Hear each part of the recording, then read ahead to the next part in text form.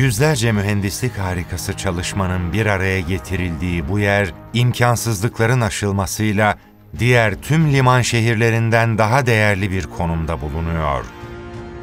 Türkiye'nin ilk yerli ve milli denizaltısı TCG Piri Reis. 50 yılı aşkın süredir denizaltı inşa eden bu yer, denizaltıların yuvası. Önümüzdeki birkaç yıl içerisinde %80'in üzerinde yerlilik oranına sahip yeni reis sınıfı denizaltıları teslim ederek bir imkansızlığı başarmaya çalışacak olan Türk mühendisler, bunlardan birini göreve hazır hale getirmenin haklı gururunu yaşıyorlar. Kararlılığa, mücadeleye ve nice fedakarlığa tanıklık eden Gölcük Tersanesi Komutanlığı, bilgi ve tecrübesiyle tamamı yerli denizaltı Mil'den içinde hazırlıklarını sürdürüyor. Milli imkanlarla üretilen TCG Piri Reis denizaltısı nasıl üretildi? Türk mühendislerin imzasını taşıyan bu devasa yapı nasıl çalışıyor ve hangi caydırıcı silahları kullanıyor? İlk gördüğümüzde bir yandan bizleri duygulandıran, bir yandan da bu sorularla bizlerde merak uyandıran bu devasa makineyi biraz daha yakından tanımak için ekibimizin misafir olma vakti geldi.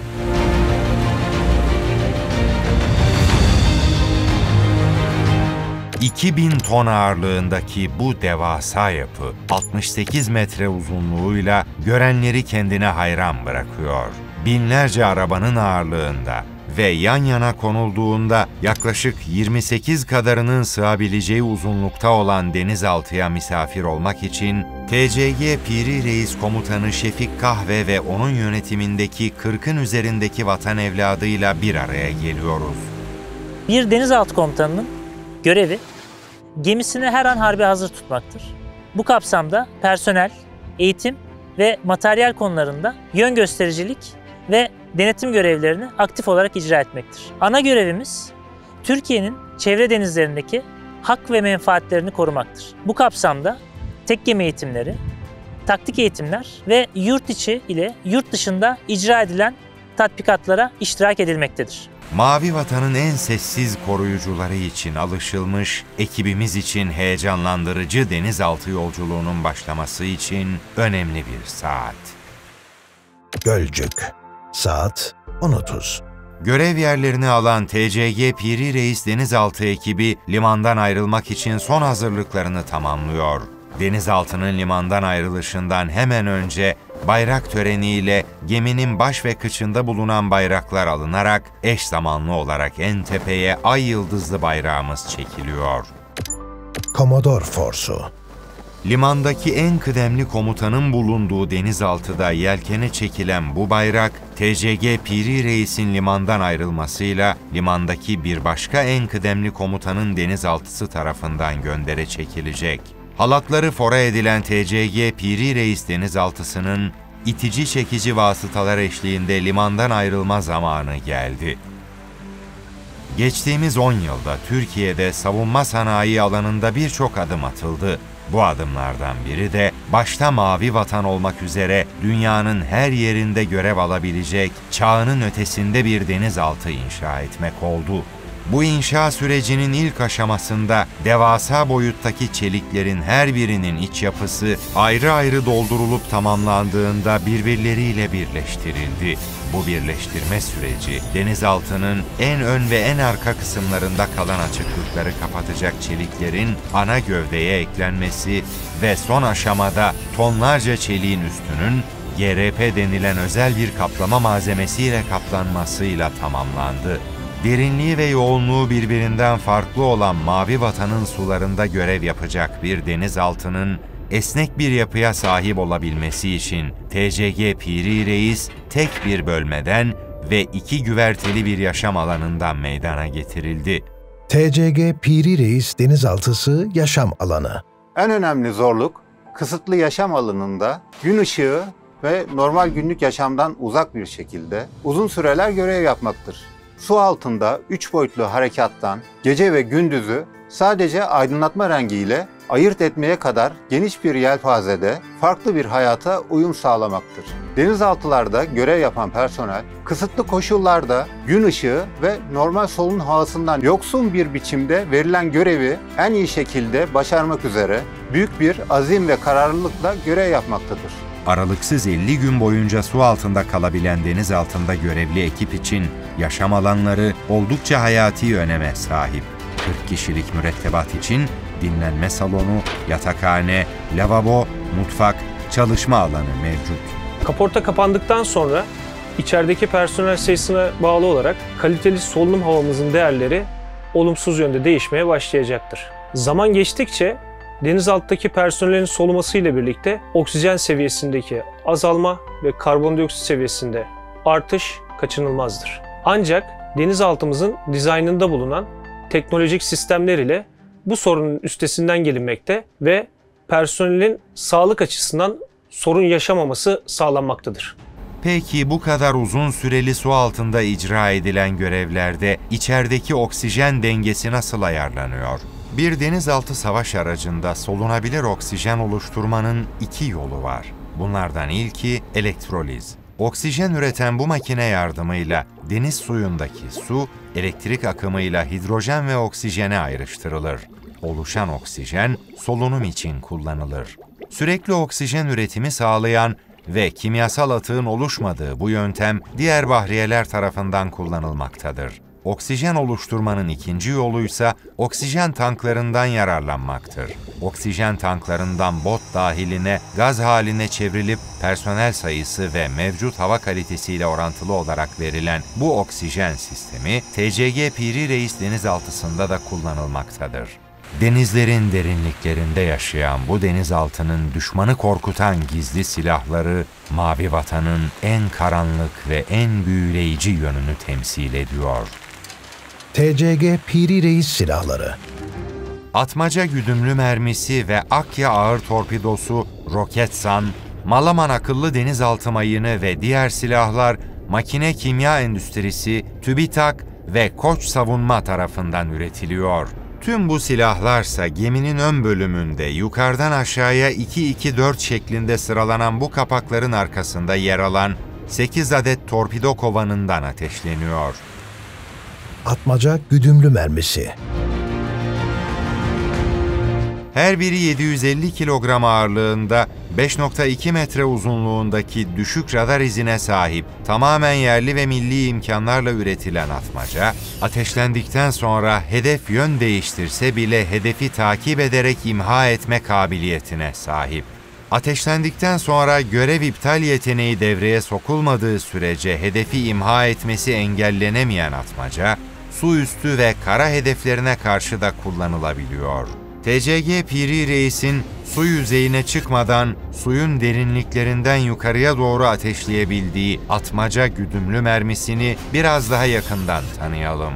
Su yüzeyinden dışarı çıkana kadar etrafını kaplayan bir korumayla hareket eden atmaca, su ile teması kesildiği anda üstündeki koruyucudan kurtularak ateşleme sistemini devreye sokuyor.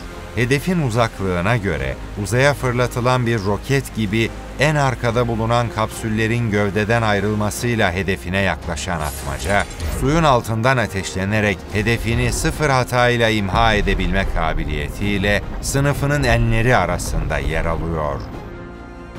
Akya ağır torpidosu. 1200 kilo ağırlığında 7 metre uzunluğundaki aldatıcı akustik seslere karşı tedbir kabiliyetine sahip tamamen yerli ve milli imkanlarla üretilen bu torpidolar, elektrik motoru ve birbirleriyle ters yönde dönen 2 pervane ile hedefe ulaşarak çarpmayla infilak ve yaklaşmayla patlama özelliklerine sahip. Malaman akıllı deniz mayını. Mayın tespit sonarlarına karşı kamufle olarak benzerlerinden daha derinlerde kullanılabilen bu mayınlar, akustik, manyetik ve basınç sensörleriyle hedeflerini seçebiliyor.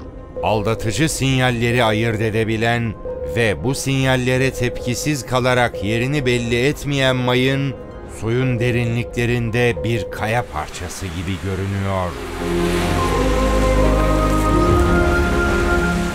Görevini tamamlayan TCG Piri Reis denizaltısı için yuvaya dönüş vakti.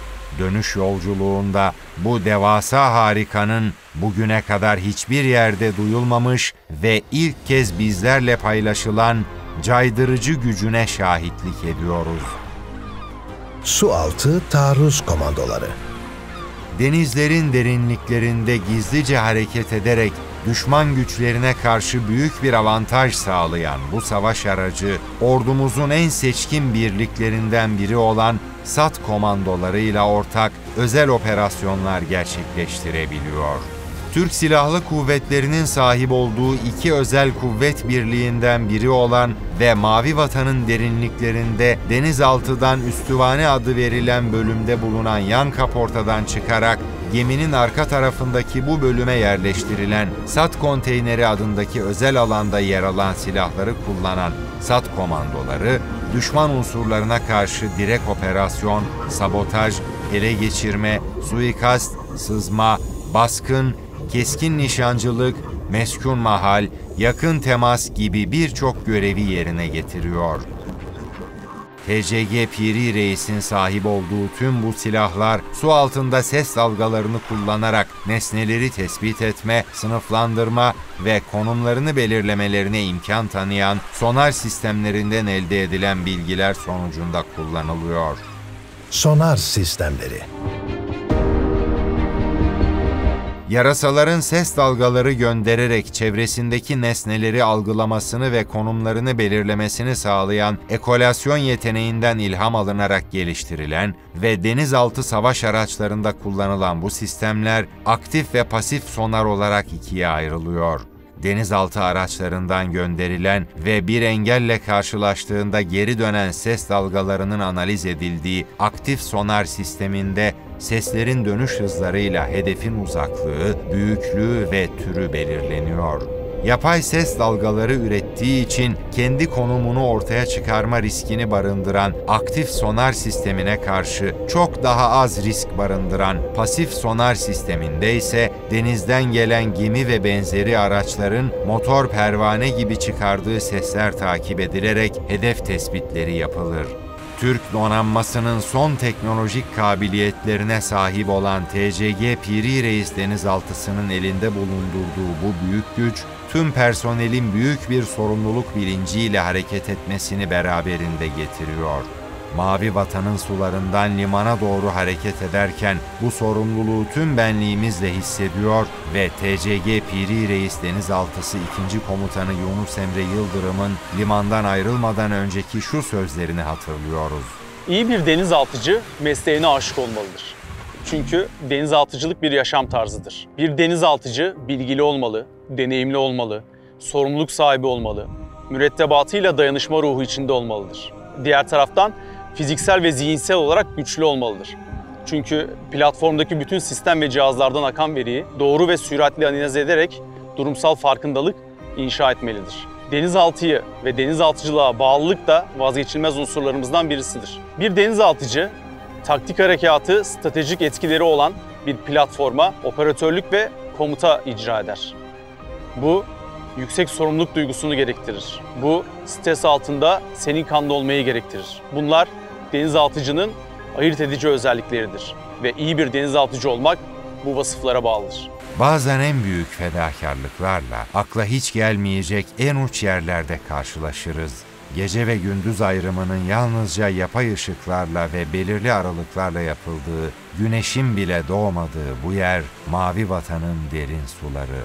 Günlerce su üstüne çıkmadan karanlık sularda seyredebilen ve yüzeye çıkmadığı sürece yerinin tespit edilmesi imkansız olan TCG Piri Reis denizaltısının havadan bağımsız tahrik sistemi de denen bu özelliğini anlamak için ilk iş olarak denizaltının su altındaki çalışma prensibine yönümüzü çeviriyoruz. Ön ve arkada 2'şer tane ana dalma sarnıçları olan ve bu depolara su alıp boşaltarak derinliklere inip su yüzeyine çıkan TCG Piri Reis, ortada bulundurduğu üçerli altlı üstlü sıralanmış ayar sarnıçlarıyla benzerlerinin aksine dengede kalma sorunu yaşamaksızın denizin içinde istediği derinlikte kalabiliyor. Komutan Flandrası. ülkemizi çevreleyen 4 denizin her biri için ayrı ayrı hesaplamalar gerektiren dalış ve su içinde dengede kalma, büyük bir bilgi ve tecrübe gerektiriyor.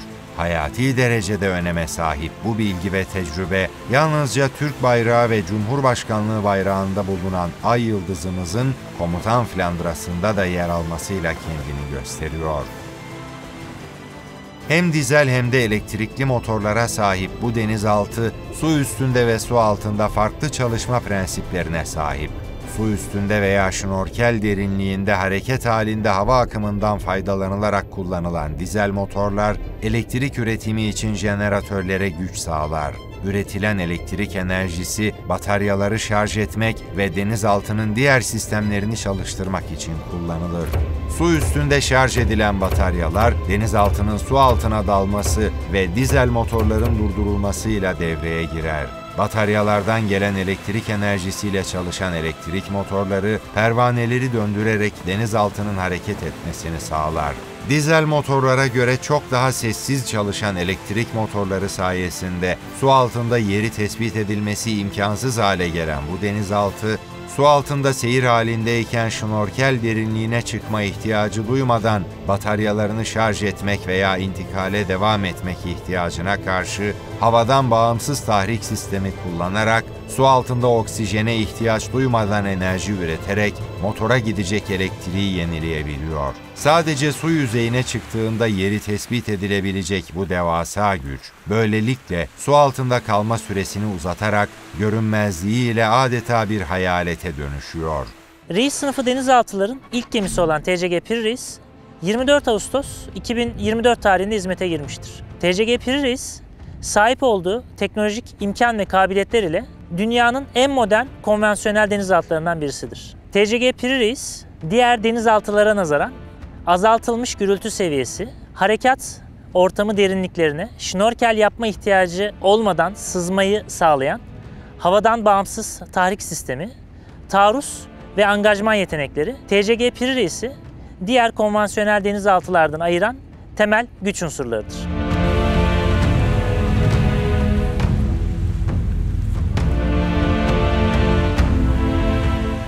TCG Piri Reis denizaltısının limana yanaşmasına az bir süre kala limana yakın bir yerde bulunan bu devasa yapıların ne olduğunu sormadan edemiyoruz.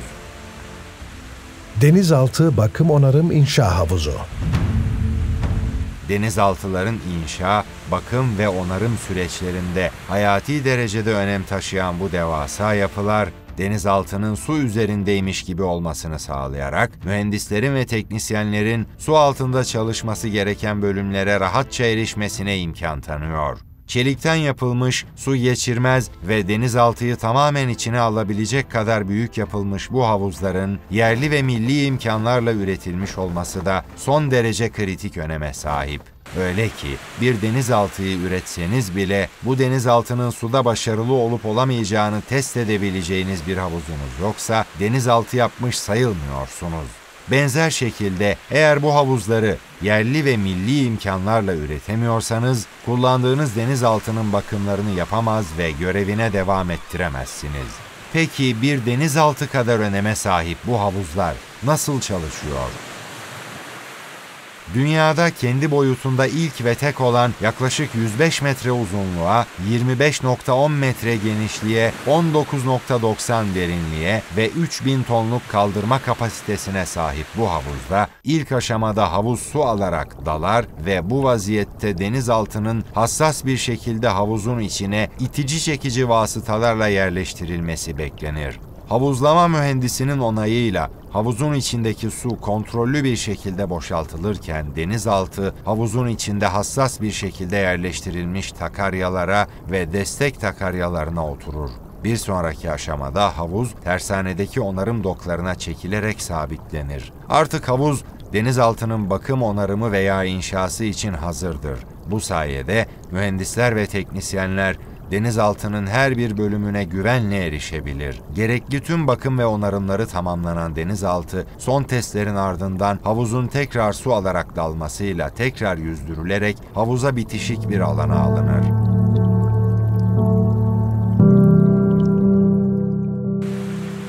Yapımı devam eden yeni milli denizaltılarımızı bekleyen bu yerin yanından geçip limana doğru yaklaşırken her geçen dakika artan TCG Piri Reis'in seyir hali boyunca hissettirdiği güç bizlerde birer denizaltıcı olma arzusu uyandırıyor.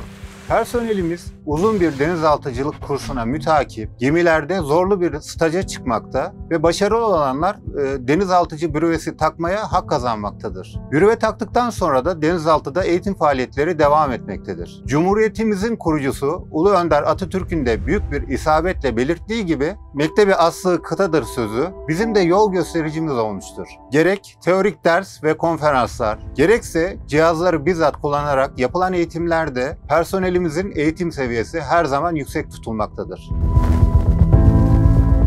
TCG Piri Reis'in yuvaya dönüş zamanı geldi. Büyük bir bilgi ve tecrübe gerektiren bu işlem sıfır hata ile yapılmak zorunda. İtici çekici vasıtalar eşliğinde limana doğru çok yavaş ve kontrollü bir şekilde yaklaşan TCG Piri Reis'in yanaşma sırasında hızı ve yönü sürekli kontrol ediliyor. İtici çekici vasıtaların da yardımıyla konumu hassas bir şekilde ayarlanan TCG Piri Reis halatlarla limana sabit hale getiriliyor.